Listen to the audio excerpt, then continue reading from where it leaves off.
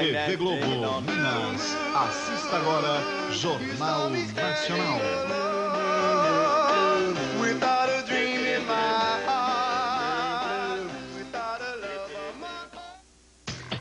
O Beijo do Vampiro. Oferecimento Sadia Vita Light. Para uma vida mais saudável, leve e gostosa. O país que tem tantos motivos para se orgulhar, também tem a melhor telefonia celular. TIM oferece Jornal Nacional. A reforma da Previdência no centro de um debate. O presidente do Supremo diz que os direitos adquiridos não podem ser atingidos. O governo afirma que eles serão garantidos na proposta que está elaborando. Mas o mercado financeiro reage mal. O deputado acusado de ligação com esquemas de traficantes renuncia, mas pode voltar à Câmara no mês que vem. Um inocente deixa a cadeia depois de 18 dias em São Paulo. A justiça bloqueia bens de fiscais acusados de guardar milhões na Suíça. O presidente Lula assiste à posse do colega do Equador. O vice José Alencar assume a presidência e o ministro Gilberto Gil canta no Palácio do Planalto. O custo da burocracia. Cartórios aumentam preços em quase 3.000%. A Fórmula 1 muda regras mais uma vez. E Rubens Barrichello diz que vai brigar pelo título este ano. Veja agora no Jornal Nacional.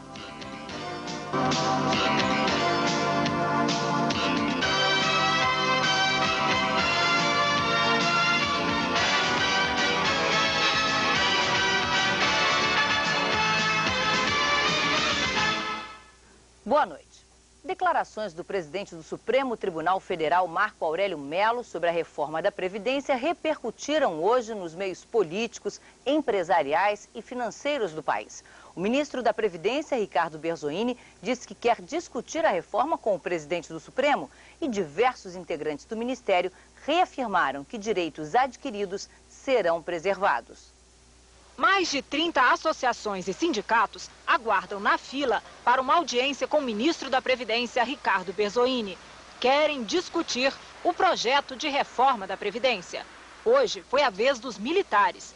Segundo o Ministério do Planejamento, o governo gasta por ano 6 bilhões e 900 milhões de reais com militares aposentados e menos 6 bilhões e 800 milhões com militares da ativa. O porta-voz dos militares foi o ministro da Defesa. Nós não temos maiores reivindicações a apresentar.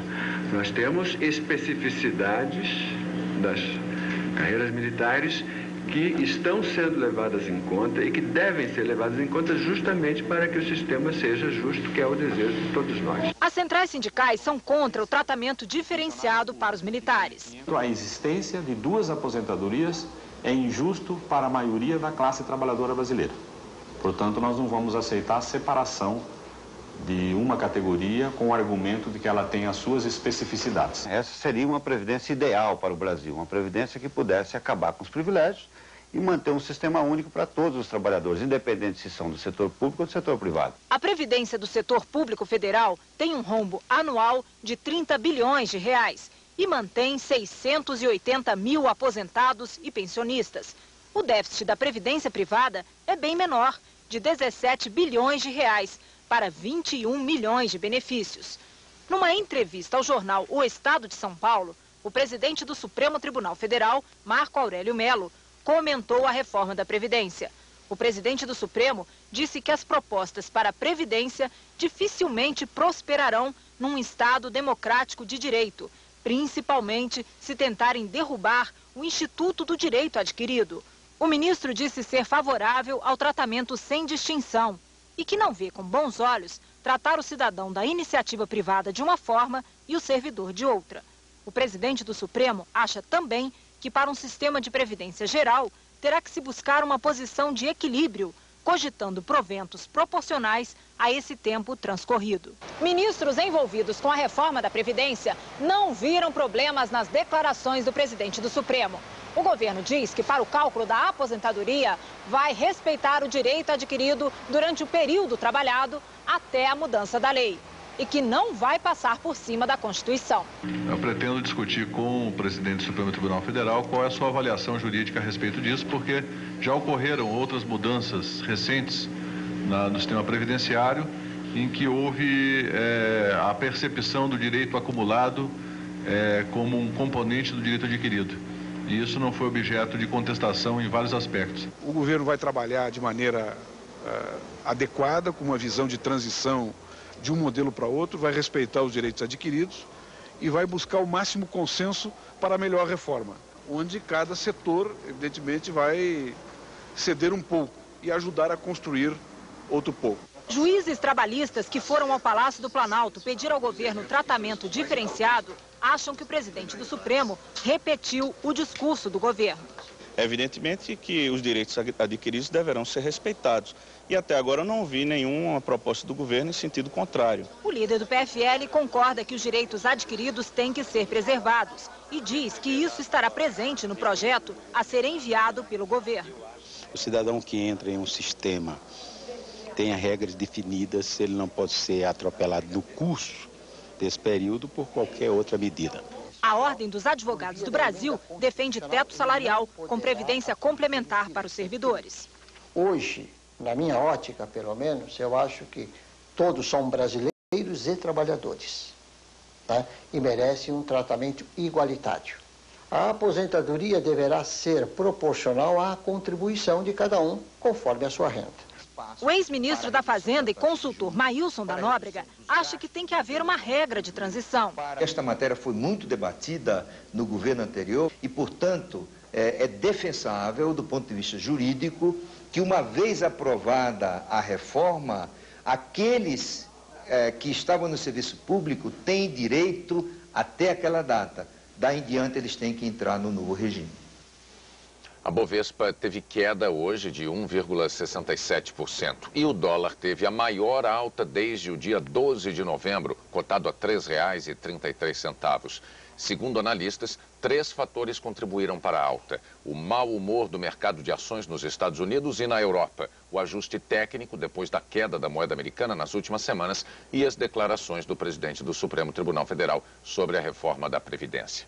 À tarde, em resposta às oscilações no mercado financeiro, o ministro Marco Aurélio afirmou numa nota que a defesa de princípios, como o do direito adquirido, não pode ser distorcida visando a busca inconsequente do lucro. Em instantes, como o deputado acusado de ligação com esquemas de traficantes pode voltar à Câmara depois da renúncia. E como um cidadão inocente pode passar mais de 2 semanas na cadeia.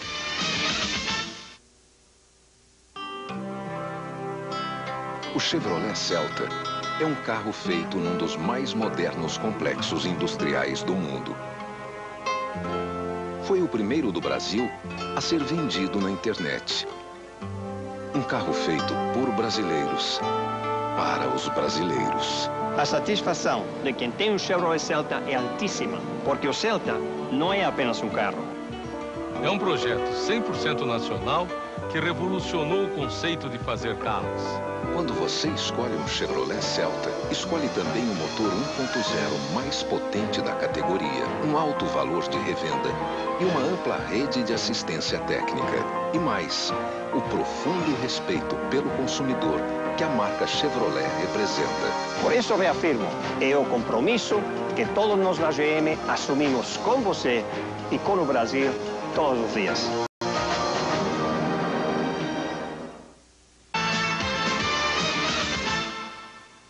O deputado federal Pinheiro Landim, suspeito de intermediar a venda de habeas corpus para traficantes, renunciou ao mandato para se livrar da cassação e da perda dos direitos políticos por 8 anos. Mas como foi reeleito pelo Ceará, ele deve voltar à Câmara daqui a 2 semanas. A reunião da mesa diretora da Câmara iria decidir se o processo de cassação do mandato do deputado Pinheiro Landim seria aberto. Mas 1 hora antes, ele mandou uma carta renunciando. A investigação na Câmara foi arquivada. Nós da Câmara não podemos proibir que o parlamentar não renuncie. Renunciou, cumprimos o que determina o regimento. Portanto, eu concluo que a imagem do Congresso e da Câmara, nesse caso e em outros, é positiva. Investigações da Polícia Federal apontam o deputado Pinheiro Landim como suspeito de intermediar a venda de sentenças judiciais para o traficante Leonardo Dias de Mendonça. Com a renúncia, ele se livra não só da cassação, mas também da perda dos direitos políticos por 8 anos. E pode reassumir o mandato daqui a 2 semanas, já que foi reeleito. O advogado de Pinheiro Landim disse que ele está em casa em tratamento médico e assegurou que a renúncia não foi para escapar do processo de cassação. A renúncia não é uma fuga, e sim um protesto à falta de acesso pela defesa ao material cognitivo para exame. Agora, só a próxima mesa da Câmara, que será escolhida no mês que vem, poderá reabrir o caso. Segundo o presidente da Câmara, isso só poderá ser feito se surgir um fato novo, uma nova acusação contra o deputado reeleito Pinheiro Landim. O corregedor da Câmara, que tinha pedido a cassação do mandato, acha que a investigação dele pode ser utilizada se o caso for reaberto. Para que qualquer processo seja iniciado na Câmara dos Deputados, basta apenas que haja uma representação de qualquer entidade, de qualquer cidadão, de qualquer partido político nesse país. Feito isso ao futuro presidente da Câmara, ele vai encaminhar ao futuro corregedor da Câmara, que vai iniciar o novo processo. A Polícia Federal apreendeu hoje no aeroporto de Fortaleza $400 mil com um jovem que tentava embarcar para São Paulo. Wilson Roberto Landim Júnior, de 19 anos, levava os maços de notas presos ao corpo. Segundo a polícia, ele não comprovou a origem dos dólares. A polícia informou também que o dinheiro pertence à casa de câmbio do pai do rapaz. Wilson Roberto Landim Júnior pode pegar até 10 anos de cadeia. Segundo a polícia, ele não é parente do ex-deputado pelo Ceará, Pinheiro Landim. O desembargador Antônio Ivan Atier, do Tribunal Regional Federal da 2ª Região, no Rio de Janeiro, apresentou hoje à TV Globo documentos provando que jamais deu sentença favorável à liberação de dólares supostamente pertencentes ao traficante Leonardo Dias de Mendonça. Na verdade, sua decisão foi no sentido de manter o dinheiro sob custódia judicial na 2ª Vara Federal da Seção Judiciária do Rio de Janeiro. Portanto, tampouco procede a informação de que o desembargador teria enviado aos órgãos competentes 5 ofícios cobrando a liberação do dinheiro. No sábado e na segunda-feira, o Jornal Nacional exibiu reportagens relatando as investigações do Ministério Público e foi levado a erro ao apoiar-se em interpretações que integrantes da própria Procuradoria deram aos documentos. Por este erro, e em nome da credibilidade conquistada em 33 anos de jornalismo, o Jornal Nacional se sente na obrigação de pedir desculpas ao desembargador Atier e a todos os nossos telespectadores. A Justiça Federal quebrou hoje o sigilo fiscal e bancário dos 8 fiscais do Rio e da Receita Federal investigados por suposto envio ilegal de dinheiro para a Suíça. Foi mais um dia de expectativa para o Ministério Público Federal. A procuradora Mariluce Santiago passou a tarde aguardando a decisão do juiz da 3ª Vara Federal Criminal, Lafredo Lisboa, que pela 2ª vez analisava o pedido de sequestro do dinheiro supostamente depositado na Suíça por fiscais estaduais e federais. Em dezembro, o juiz tinha negado o pedido por falta de provas da existência das contas. No fim da tarde, o juiz Lafredo Lisboa decidiu pelo sequestro dos quase 34 milhões de dólares que estão na Suíça.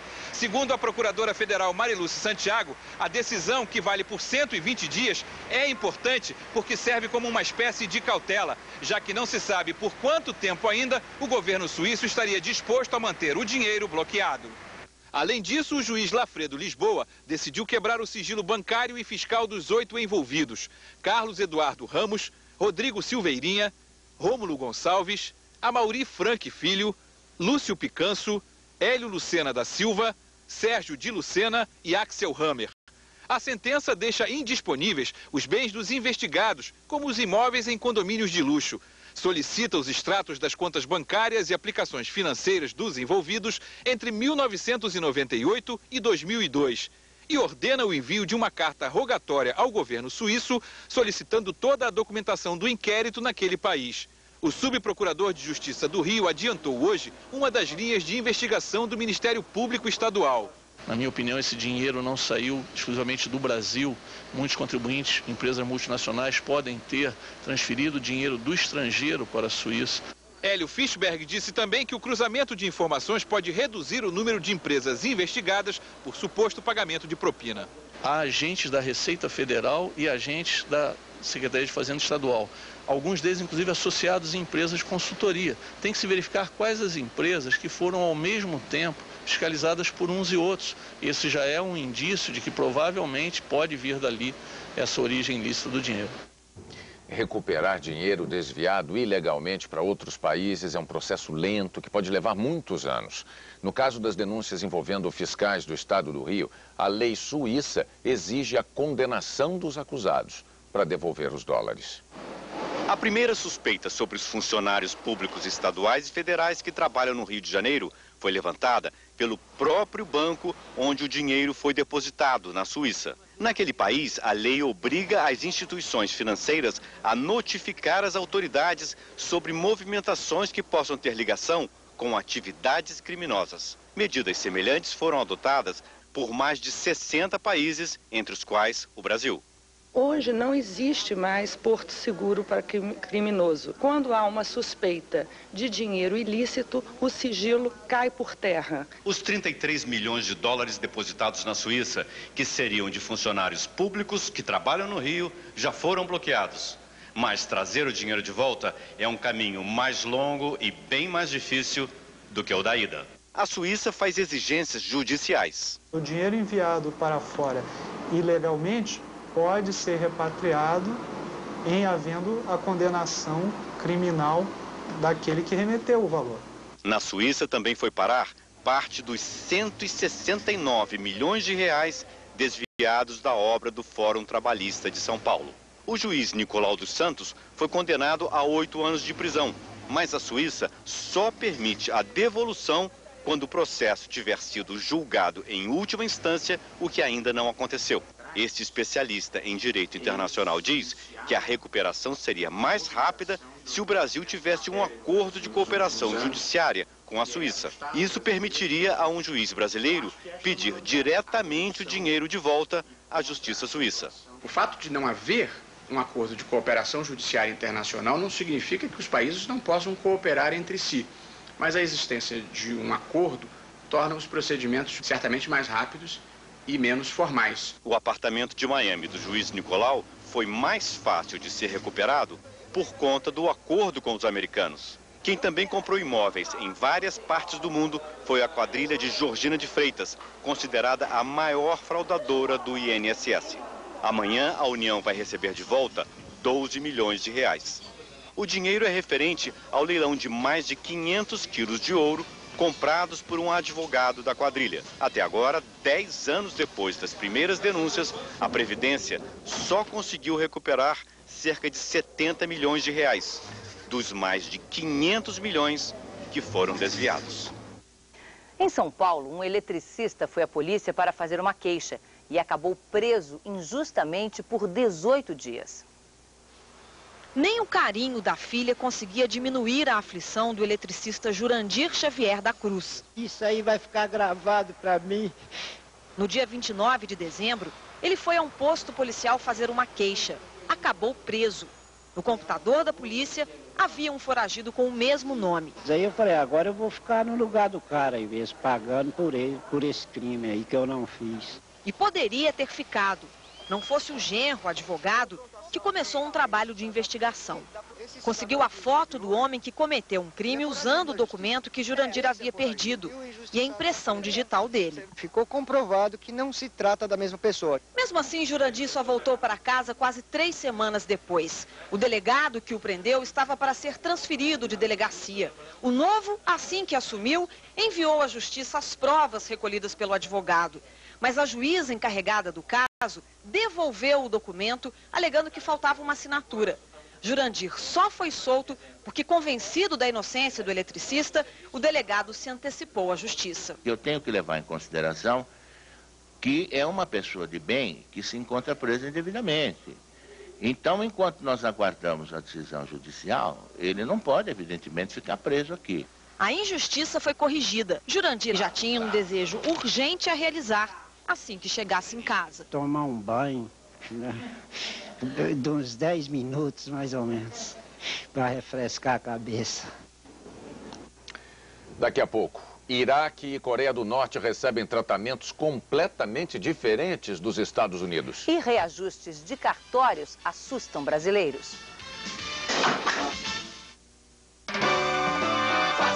gosto de economia. Passe no Carrefour todo dia. Carrefour. Faça as contas, menor preço é no Carrefour. Olha só. Refrigerante Del Rey 2 litros, 85 centavos. Nescau prontinho com 3 unidades, 1,29. Lava-roupas brilhante, 3,99. Macarrão com ovos Santa Amália, 1,59. Colchão mole, peça pedaço, 5,59 o quilo. Carrefour, sempre o menor preço. Famílias carentes. Idosos. Crianças e adolescentes excluídos da sociedade. Há 87 anos, a Unibis está devolvendo a dignidade a estas pessoas.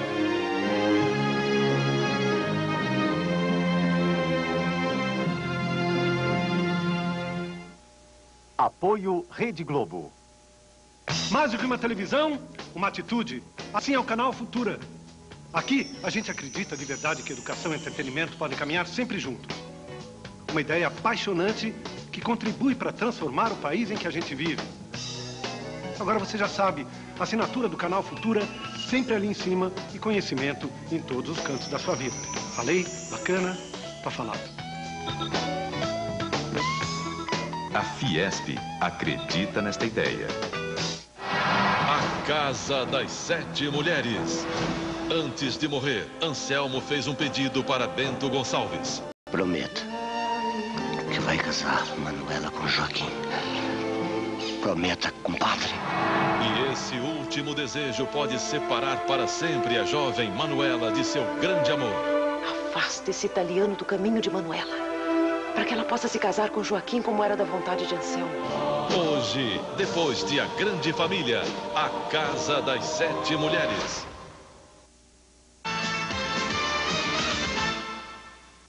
No início de janeiro, muitos brasileiros tiveram uma surpresa ruim quando precisaram dos serviços de cartórios. Novas taxas aprovadas pelas assembleias estaduais provocaram aumentos assustadores. Em Goiás, por exemplo, chegaram a quase a 3.000%. Todo o dinheiro que estava no bolso ficou no cartório. 32? Tudo. Dona Edi levou um susto na hora de registrar a casa que acabou de comprar. Eu levei uns 400 e pouco. Eu achava que ia ficar menos ainda, sabe? Pagou quanto? 900, uns quebrados. O reconhecimento de firma para transferência de veículos passou de 50 centavos para 15 reais.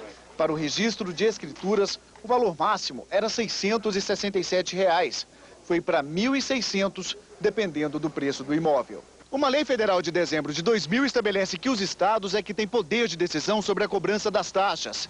Em Goiás, os cartórios explicam um aumento de até 2.900%, alegando que os valores estavam defasados há 10 anos. Isso tudo faz parte de um processo em que houve uma grande defasagem por falta de correção das tabelas nos momentos adequados. Em Goiás, a lei que autorizou os aumentos foi elaborada pelo Tribunal de Justiça. E antes de ser aprovada na Assembleia Legislativa, o projeto de reajuste ainda foi modificado. No texto inicial, no caso da venda de imóveis, a cobrança seria de R$ 10 pela assinatura do vendedor, mais R$ 2 pelas assinaturas do comprador, avalistas e testemunhas. Na lei aprovada, a cobrança subiu para R$ 15 por assinatura. Os deputados que votaram, eu acho que não tiveram assim, total conhecimento da alteração que o relator fez do projeto original. A polêmica fez cartórios e o Estado chegarem a um acordo. Diminuir de R$ 15 para R$ 2 a taxa de reconhecimento de firma para transferência de imóveis e não exigir mais a escritura pública para a venda de veículos. Esse documento era obrigatório apenas em Goiás. O Ministério Público de Goiás abriu inquérito para verificar se há irregularidades nos reajustes. Em São Paulo, o governo revogou os aumentos de até 350% nas tarifas de cartórios, que tinham entrado em vigor na semana passada. O Ministério da Agricultura quer que as distribuidoras de combustíveis reduzam de 25% para 20% o teor de álcool na gasolina a partir de fevereiro. A proposta será analisada pelos Ministérios da Fazenda e de Minas e Energia. O ministro Roberto Rodrigues informou que o motivo da mudança é o aumento do consumo de álcool. A chuva provocou hoje a interdição da BR-262, que liga Minas ao Espírito Santo. A estrada está fechada nos dois sentidos, perto de São Domingos do Prata, a 250 quilômetros de Belo Horizonte. A tubulação do Ribeirão da Prata, que passa sob a rodovia, não aguentou a força da água e acabou se rompendo. O buraco na pista tem 15 metros de largura. Segundo os técnicos, há perigo de novos deslizamentos de terra no local e não existe previsão para a reabertura da rodovia. Quinta-feira quente com chuva em quase todo o Brasil.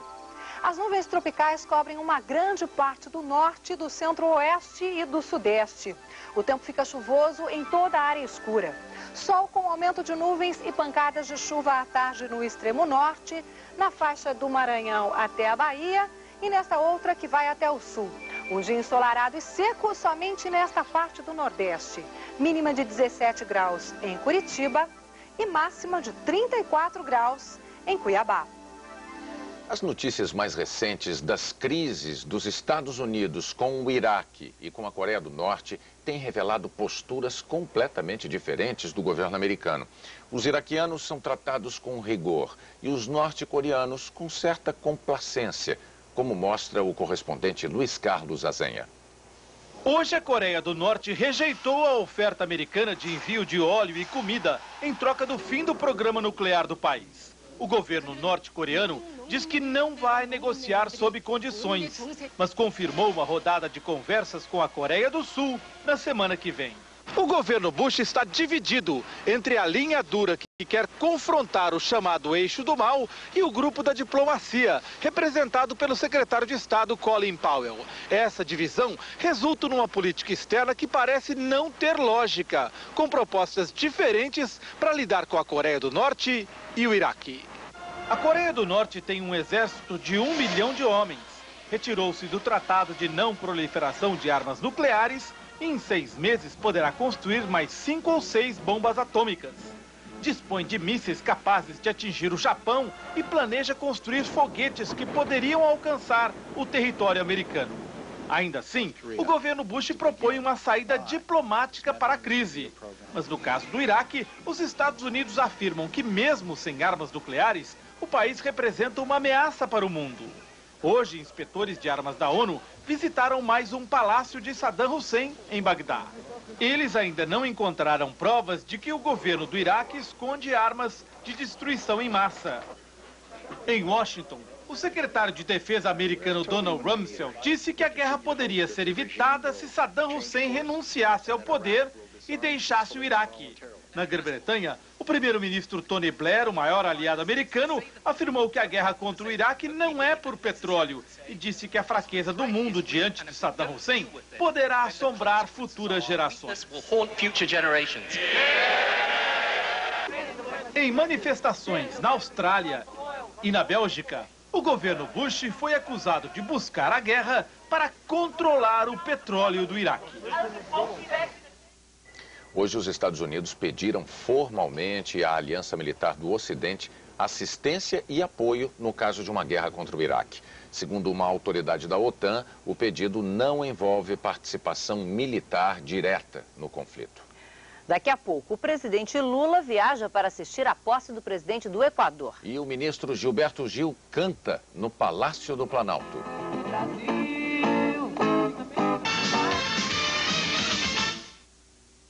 O novo Corsa é um carro extremamente inteligente. E como tem gente por aí tentando copiar, vamos dar a fórmula logo. Ele é o único comandado por um cérebro eletrônico, o BCM.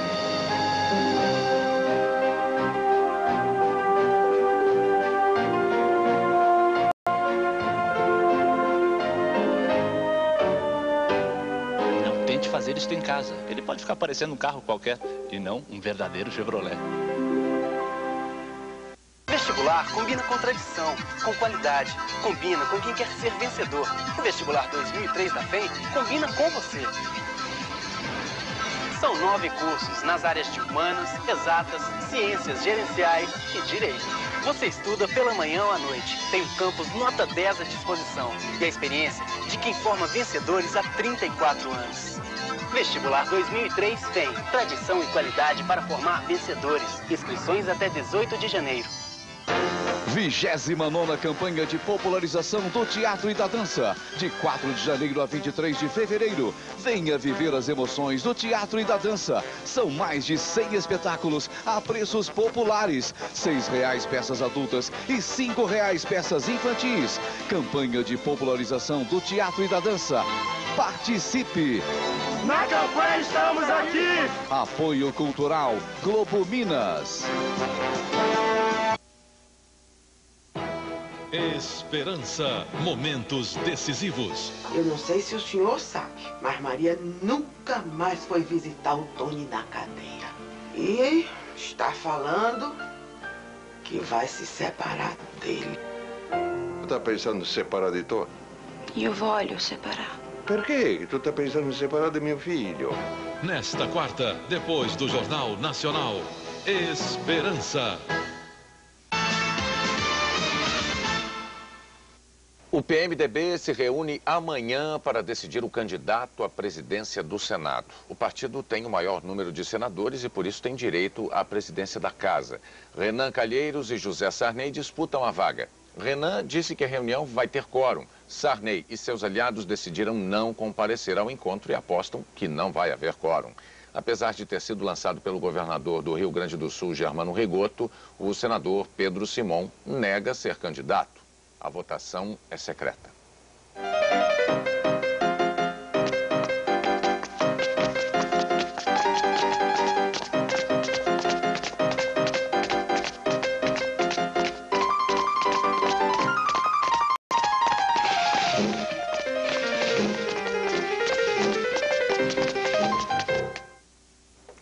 Duas semanas depois da posse do novo governo, surgem as primeiras discussões sobre ética.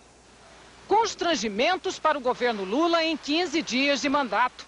Na integração nacional, o ministro é Ciro Gomes. O vice é Márcio Araújo de Lacerda, principal doador da campanha de Ciro à presidência, R$550 mil. Márcio é empresário da área de telecomunicações. Já trabalha no gabinete do ministro, mas ainda não foi nomeado oficialmente. O ministro Ciro Gomes não quis falar, mas pela assessoria mandou dizer que escolheu para secretário executivo Márcio Araújo de Lacerda porque ele é sério, competente e um grande gestor. O governo entende que, aparentemente, não há problemas éticos na indicação.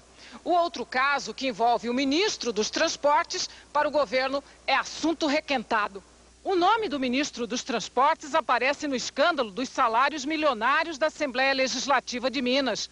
Anderson Adalto presidiu a Assembleia entre 99 e 2000, período em que deputados recebiam, em média, R$60 mil por mês. Era a remuneração mais verbas para o exercício do mandato. Auxílio paletó, passagens aéreas, telefones. Alguns desses penduricalhos foram aprovados em sessões secretas presididas por Adalto. Na hora de publicar as decisões, não havia qualquer referência ao conteúdo do que foi aprovado, só o número do projeto. O sucessor de Adalto teve que assinar um acordo com o Ministério Público e os salários baixaram para R$19 mil. Existem algumas ações populares, está no Tribunal de Justiça e eu espero que um dia seja julgado e aí sim eu saberei se, naquele período em que eu fui presidente, se atos ilícitos foram praticados ou não. Na Bahia, o ministro controlador-geral da União disse que ainda não tinha conhecimento da indicação do assessor do ministro Ciro Gomes. Eu creio que não é da minha competência fazer, digamos, a apreciação dessa ou daquela posição de qualquer cidadão. Eu creio que os princípios são absolutamente ligados à vida de quem exerce a vida política. A vida de quem se destina ao trabalho da administração pública deve ser permanentemente, sempre, absolutamente limpa. De modo que eu não posso dar uma opinião sobre aquilo que é o comportamento de terceiros. O vice-presidente José Alencar assumiu hoje a presidência da República pela primeira vez. Ele recebeu o cargo na base aérea de Brasília antes de o presidente Lula embarcar para a posse do novo presidente do Equador, Lúcio Gutierrez. À tarde, no gabinete usado por Lula, José Alencar recebeu políticos e assinou o decreto sobre as comemorações do centenário de nascimento do compositor Ari Barroso. Na cerimônia, 2 grupos musicais cantaram Aquarela do Brasil com a participação do ministro da Cultura, Gilberto Gil. Brasil, Brasil, Brasil, pra mim, pra mim. O presidente Luiz Inácio Lula da Silva fez hoje a primeira viagem oficial ao exterior. Um atraso no pouso do avião que levava a comitiva da Venezuela acabou atrasando também a aterrissagem do avião do presidente brasileiro. O presidente Lula não pôde seguir o cerimonial, não passou em revista a tropa. Já no Congresso do Equador, na posse do presidente Lúcio Gutierrez, a gafe do orador oficial. Excelentíssimo senhor José Ignacio da Silva.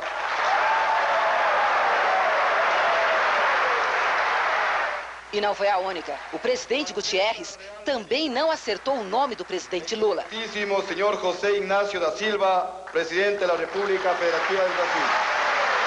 Mas Luiz Inácio Lula da Silva foi um dos presidentes mais aplaudidos. Ele, Fidel Castro, de Cuba, e Álvaro Uribe, da Colômbia. E o presidente Gutierrez elogiou o programa Fome Zero de Lula. Ao todo, 7 presidentes assistiram à cerimônia. Logo após a cerimônia de posse, Luiz Inácio Lula da Silva veio para este hotel almoçar com Hugo Chávez. Aqui foi realizada também a primeira reunião dos presidentes que apoiam a ideia brasileira de criar um grupo de países amigos da Venezuela. Um grupo que, segundo o presidente Lula, terá como principal objetivo tentar encontrar uma solução pacífica para a crise venezuelana, que já dura mais de 40 dias. O secretário-geral da OEA, Organização dos Estados Americanos, César Gaviria, também participou do encontro. Agora há pouco, o ministro das Relações Exteriores, Celso Amorim, e o secretário-geral da OEA, César Gaviria, anunciaram em Quito a formação do grupo Amigos da Venezuela. Será integrado por Estados Unidos, México, Chile, Espanha, Portugal e Brasil. Nos próximos dias será marcada a primeira reunião dos chanceleres dos 6 países. Centenas de professores saíram hoje às ruas de Caracas em apoio à greve geral na Venezuela, que completou 45 dias. A maioria das escolas públicas e particulares está fechada desde o início do movimento. O ex-presidente americano e ganhador do Prêmio Nobel da Paz, Jimmy Carter, chegou hoje ao país para participar de conversações com o presidente Hugo Chávez e o secretário-geral da Organização dos Estados Americanos, César Gaviria, numa tentativa de resolver a crise. O presidente e o secretário-geral Gaviria e outros, no 20 de janeiro. Esta semana estarei com meus amigos no Rio Orinoco. Veja a seguir, a Fórmula 1 anuncia novas regras. E Rubinho diz que vai disputar o título com Schumacher. Abra suas asas, solte suas feras. A Telemig Celular traz de volta os melhores momentos da promoção de Natal. Abra suas asas. Habilite um celular no plano controle ou no plano ideal e ganhe o valor das suas 3 primeiras contas em ligações. Replay de Natal Telemig Celular. Aproveite. Não é sempre que Papai Noel aceita fazer hora extra. Agora você me encontra também no canal Futura. Há muito tempo eu já sou espectadora do canal do conhecimento. E eu sempre gostei desse jeito especial de somar educação e entretenimento. Sabe como é que é, né? A assinatura do Futuro aqui do lado e o conhecimento em todos os cantos da sua vida. Assista a Futura, o canal do conhecimento. A Firjan acredita nesta ideia. Organização de Porte Nacional está recrutando jovens bem dispostos para o exercício de atividades que exigem criatividade e transpiração.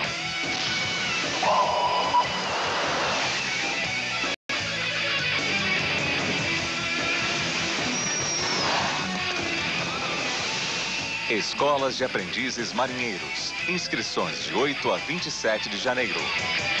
Marinha do Brasil.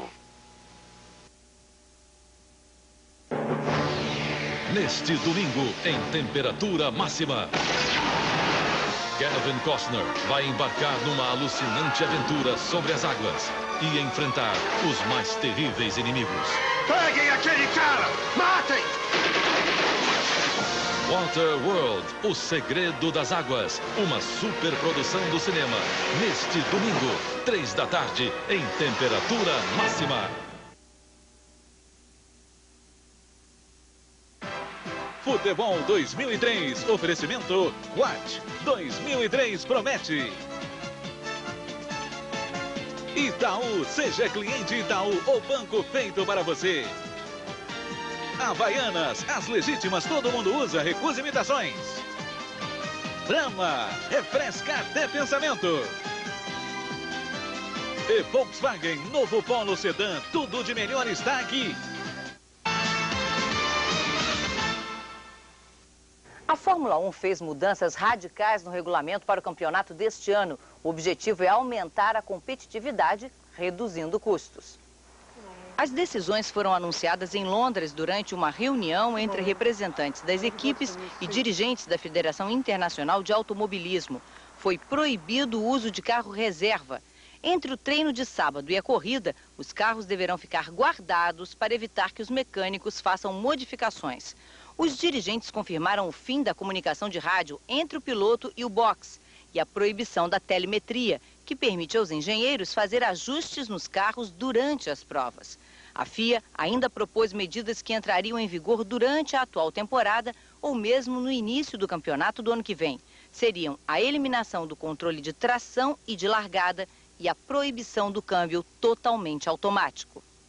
No fim do ano passado, os dirigentes da Fórmula 1 já tinham alterado o sistema de pontuação das corridas. Rubens Barrichello prometeu hoje lutar pelo título deste ano e ser duro na disputa com o companheiro de equipe Michael Schumacher. O brasileiro participa do encontro da equipe Ferrari numa estação de inverno italiana. Ele canta, mas não há nenhum mal para espantar.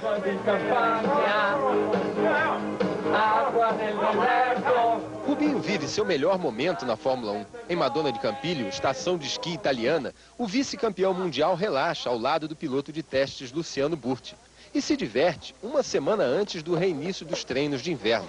A evolução de Rubens Barrichello se vê pela classificação no campeonato. Em 2000, ele foi o 4º colocado. Em 2001, foi o 3º. Em 2002, o 2º. Agora pensa na próxima etapa. Esta vai ser a 4ª temporada de Rubens Barrichello na Ferrari. E mesmo tendo Michael Schumacher como companheiro de equipe, Rubinho disse que se considera um forte candidato ao título de 2003. O meu objetivo é ser campeão do mundo. Se tem o Schumacher ou não tem, isso não importa. Eu acho que a minha evolução, principalmente mental, nesses anos todos de Fórmula 1, foi o meu maior ganho. Com a nova pontuação, a diferença entre o vencedor e o 2º colocado nas corridas vai cair de 4 para 2 pontos, o que promete tornar mais difícil a tarefa de Michael Schumacher. O pentacampeão mundial chegou hoje à tarde aos Alpes italianos para se unir à confraternização da Ferrari. Promete dar show esquiando nas montanhas de Campiglio. Rubinho, por sua vez, preferiu não se arriscar com os esquis. Nesse esporte, ao contrário da Fórmula 1, a melhor foto é dele parado e não em movimento. Vuoi fare uma foto com tutti i ragazzi lá? Uma boa noite para você. Boa noite para você, até amanhã.